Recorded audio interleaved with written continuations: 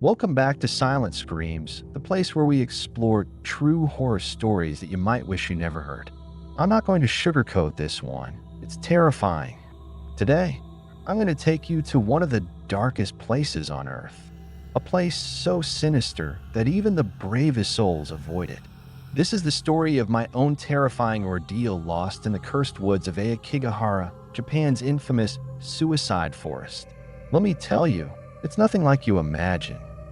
It all started as a way to challenge myself. I was in Japan for a short vacation, and Aokigahara Forest had been on my radar for a long time. Known for its beauty and its dark history, it felt like the perfect place to experience something eerie.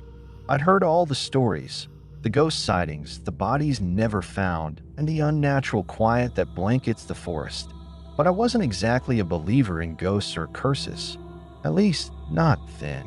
I had read that Aokigahara, located at the base of Mount Fuji, is one of the most popular destinations for suicide in the world. People often come here to end their lives, leaving behind notes or their belongings on the trail. I knew it was grim, but I figured it was mostly hype, urban legends blown out of proportion. So there I was, standing at the entrance to the forest with nothing but my backpack, a bottle of water, and my phone, ready to record whatever interesting things I might find. The sun was still high in the sky, but even in the daylight, Aokigahara had an unsettling atmosphere. The trees grew so thickly together that barely any light penetrated the canopy, casting long shadows over the trail. I took a deep breath and stepped in. At first, the forest seemed normal. Quiet, sure, but nothing I hadn't expected. The trees were tall and ancient, their gnarled roots twisting through the moss-covered ground. Every now and then, I'd come across a small ribbon tied to a branch, a mark left by someone who had gone into the forest and wanted to find their way back out. That should have been a red flag. I should have turned back then. I walked for about an hour deeper into the forest, recording footage on my phone. The strange thing was, the deeper I went, the quieter it became. I didn't hear any birds or insects, just the sound of my own footsteps crunching on the underbrush. It was like the forest had swallowed up all the sound, leaving nothing but an eerie silence. Then I heard it, a faint rustling in the bushes. I stopped in my tracks, holding my breath. At first, I thought it was just the wind or maybe an animal. But the air was still, and the sound was too deliberate, too calculated. Like something or someone was moving just out of sight. "Hello?" I called out, half expecting someone to emerge from the trees. No answer. I told myself I was being paranoid. Maybe it was a deer or some other harmless creature. Still, I couldn't shake the feeling that I wasn't alone. My instincts were screaming at me to turn back, but I pushed forward. I didn't come all this way to chicken out because of a few creepy noises. As I continued, the trail became less defined, and soon I found myself surrounded by a sea of trees with no clear path ahead. I checked my phone's GPS, but the signal was spotty at best. The little dot showing my location blinked in and out, making it impossible to tell where I was. I wasn't too worried yet. I figured I could just retrace my steps, find a main trail, and get out. But then I realized something strange. I couldn't remember which way I had come. The forest all looked the same, identical trees and undergrowth stretching in every direction. Panic started to creep in as I turned in circles, trying to find something familiar. I cursed under my breath and started walking, hoping to stumble upon the path again. And that's when I saw it. At first, it was just a shape, barely visible through the trees. It looked like a person, someone standing still, watching me. My heart skipped a beat. I wasn't alone. "Hey," I called out, my voice shaky. "Are you lost too?" But the figure didn't move. I took a cautious step forward, squinting through the shadows. The closer I got, the clearer the shape became. It was a man, or at least it looked like one. He was standing unnaturally still, too still, like a mannequin. I took another step, and then I saw his face, or rather, the lack of it. His head was tilted at an odd angle, and his eyes were wide open, staring blankly ahead. His skin was pale, almost blue, and his mouth hung open in a silent scream. I stumbled backward, my heart racing, but when I blinked, he was gone. I stood there, frozen in place, trying to make sense of what I had just seen. Was my mind playing tricks on me? Had I imagined the whole thing? I didn't know, and I wasn't about to stick around to find out. I turned and started walking, faster now, my breath coming in short, panicked bursts. I didn't care which direction I was going anymore. I just wanted out. But no matter how far I walked, the trees seemed to close in tighter around me, like the forest itself was trying to keep me inside. That's when the whispers started. At first, I thought it was just the wind rustling through the trees. But then I realized it was more than that. It was faint, almost imperceptible, but definitely there. Voices. Soft, murmuring voices, just out of reach. I spun around, trying to find the source, but there was no one there. Just the trees.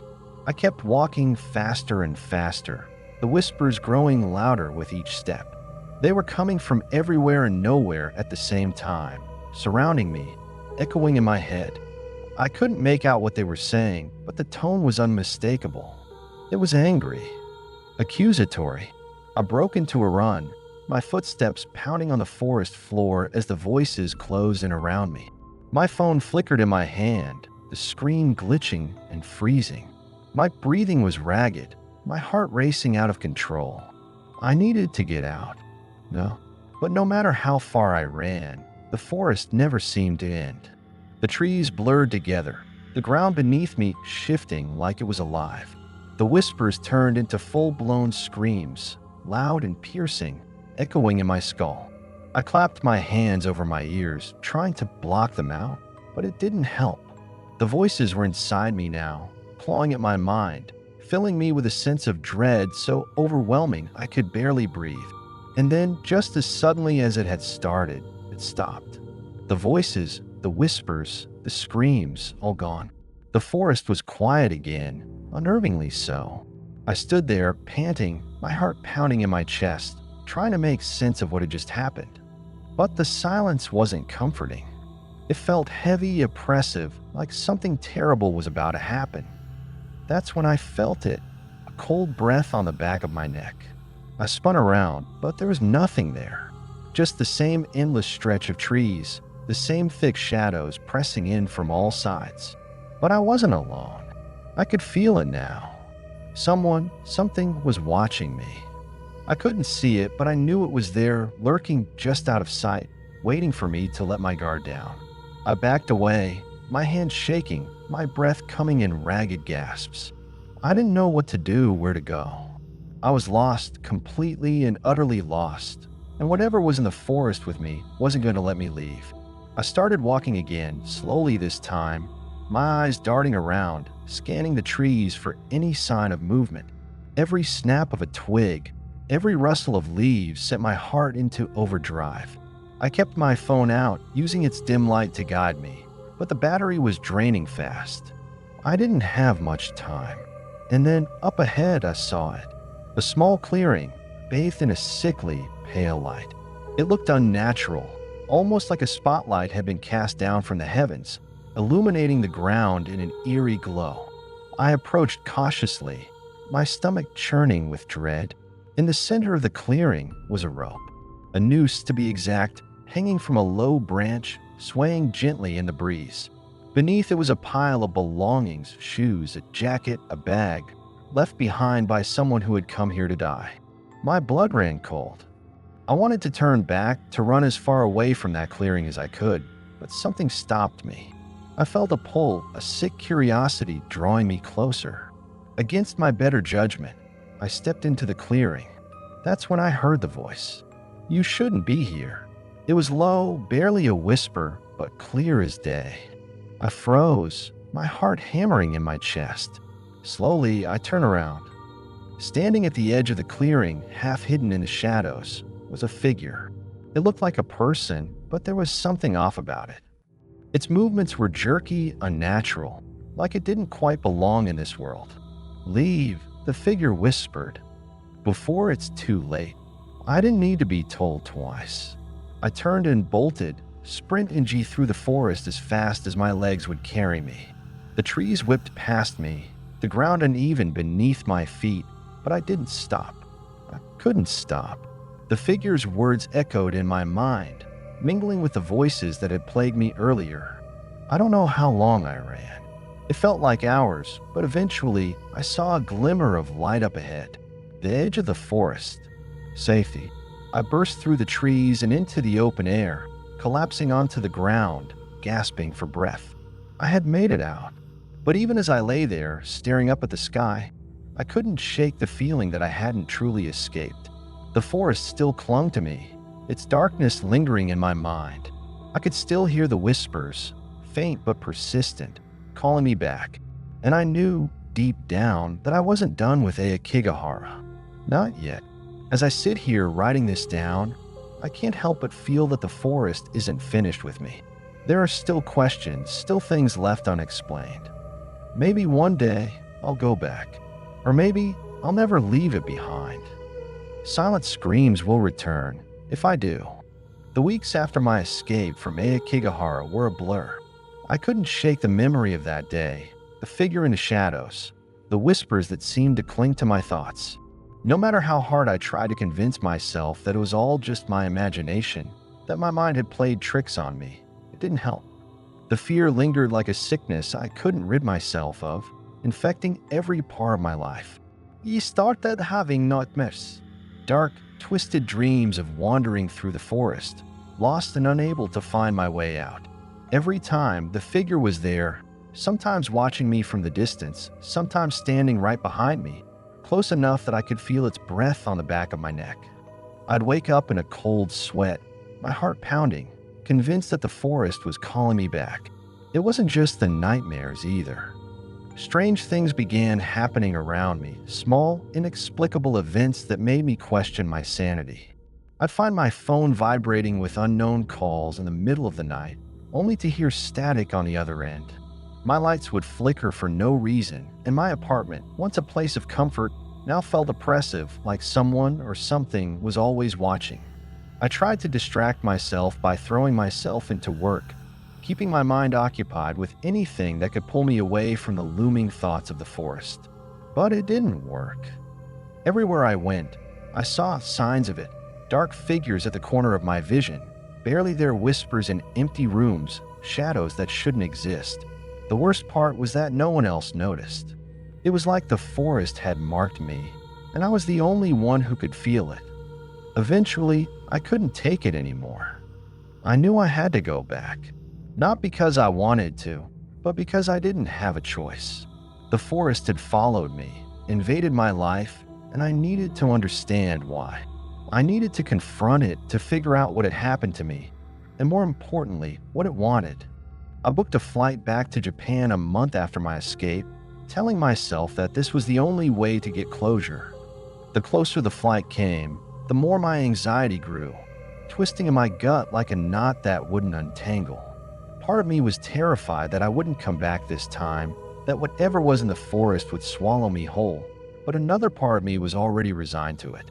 The nightmares had grown so vivid, so real, that I knew I couldn't keep running from it. When I landed in Tokyo, the dread weighed on me like a thick blanket, smothering my breath. I rented a car and drove back to the base of Mount Fuji, back to Aokigahara, back to where it all began. The roads twisted and turned through the countryside, but all I could think about was the forest. I couldn't stop wondering what I would find there this time, if I would even come back. By the time I reached the entrance to Aokigahara, it was late afternoon. The sun hung low in the sky, casting long shadows across the forest edge. The thick trees stretched endlessly in every direction, dark and impenetrable. It was as if the forest itself was waiting for me, welcoming me back into its suffocating embrace. I parked the car and stared at the entrance, my hands trembling on the steering wheel. Every fiber of my being screamed at me to turn around and leave, but I knew I couldn't. I got out, took a deep breath, and walked toward the forest. The moment I stepped back onto the trail, the silence hit me again. It was the same eerie stillness I remembered, the kind that wraps around you like a blanket, muffling everything but your own breathing. The further I walked, the more the sounds of the outside world faded, until it felt like I was the only person left on Earth. I kept walking, retracing my steps from that day, the memories flooding back with every crunch of my boots on the forest floor. The deeper I went, the heavier the air became, thick with the same oppressive energy that had swallowed me the first time. It was like the forest was alive, watching me, waiting for me to make a wrong move. But this time, I was prepared. I wasn't here to explore. I was here to confront whatever had been following me since I left. The fear that had consumed me for the last month was now mixed with determination. I needed answers. I walked for what felt like hours, the forest growing darker with each step. The trees pressed in around me, their twisted branches reaching out like skeletal hands, blocking out the last rays of sunlight. Soon, I found myself in the same place, the clearing with a noose, swaying gently from the branch above, like a grim reminder of the forest's past. The clearing was exactly as I had left it, except now it felt more oppressive, more alive. The sickly glow that had bathed the area before was gone, replaced by an unsettling darkness that seemed to pulse with each breath I took. And then I heard it, the voice. "You came back." The words sent a chill down my spine, and I whipped around, searching for the source. There, standing at the edge of the clearing, was the figure. The same figure from before. Only this time, it wasn't hiding in the shadows. It was standing in full view, its head tilted at that unnatural angle, its empty eyes staring right at me. My heart raced, but I forced myself to speak. "What do you want?" The figure didn't move. It just stood there, watching me, its face expressionless, as if it were studying me. "I've done everything I can to forget this place," I said, my voice shaking. "Why won't you leave me alone?" The figure stepped forward, slow and deliberate, its feet barely making a sound on the forest floor. "You were never meant to leave." My breath caught in my throat. What do you mean? You belong here, with the others." As the figure spoke, I noticed something horrifying. The trees around the clearing weren't just trees. They were figures, people frozen in place, their faces twisted in expressions of fear and despair. Dozens of them, maybe more, half hidden among the branches, their eyes locked on me. They were trapped, just like the figure, just like the man I had seen the first time. The figure took another step closer. "You can't escape the forest. Not without a price." Panic surged through me. I took a step back, my heart pounding in my chest. I don't belong here. I'm not like them. But even as I said the words, I knew they weren't true.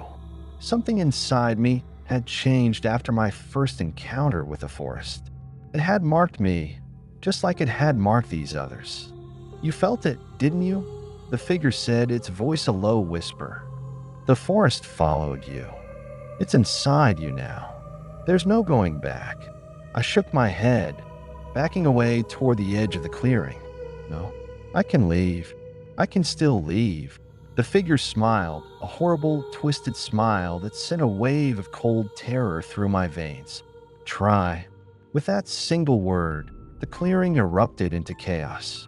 The trees came alive, their branches reaching out like grasping hands. The figures, those people trapped in the forest's grasp, began to move, their mouths open in silent screams, their eyes wide with terror. They were coming for me. I turned and ran, my legs burning with every step, but the forest was different now. The path I had come in on was gone, swallowed up by the shifting trees. The ground beneath me felt like it was moving, dragging me back toward the clearing. The whispers returned, louder now, filling my head with jumbled, incoherent thoughts. "Stay. Stay with us." "No." I screamed, pushing myself harder. My phone's light flickered, barely illuminating the twisted branches that reached for me. The figures were everywhere now, moving through the trees, their lifeless eyes locked on me. I was losing hope. The forest was pulling me back, suffocating me with its darkness, its grasping hands. I couldn't see a way out. But then through the chaos, I saw it, a faint light in the distance. With every ounce of strength I had left, I sprinted toward the light, my lungs burning, my vision blurring. The voices grew louder, angrier, but I didn't stop. I couldn't stop. The light grew closer, brighter, until finally I broke through the trees and stumbled into the open air. I collapsed onto the ground, gasping for breath, my body trembling. When I looked up, I saw the sky, the real sky filled with stars. I had made it out. But even as I lay there, safe and free, I knew the truth. The forest wasn't done with me. I had escaped for now, but the whispers still echoed in my mind, faint but ever present. I could still feel its grip on me, its darkness lingering just beneath the surface. And I knew, deep down, that it was only a matter of time before I was pulled back. Because no one ever truly leaves Aokigahara.